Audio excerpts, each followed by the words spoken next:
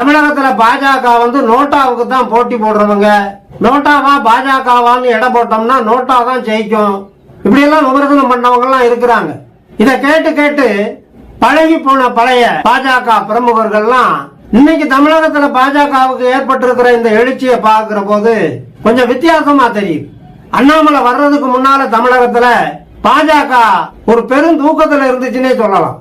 பாஜகவுல தலைவர்களா இருந்தவங்க எல்லாம் பெரும்பாலும் அந்த இயக்கத்தை தூக்கத்துலதான் வச்சிருந்தாங்க. தூக்க மாத்திரையும் கொடுத்து தாலாட்டும் பாடி எந்திரிக்க விடாமையே வச்சிருந்தாங்க. தேர்தல் நேரம் வந்துட்டா அந்த நேரத்துக்கு கொஞ்சம் அதை எழுப்பி விட்டு பெரிய தாதாக்களை தேடுவாங்க. திமுக இல்லைன்னா அதிமுக. வேற வழி அவங்களுக்கு தெரியல.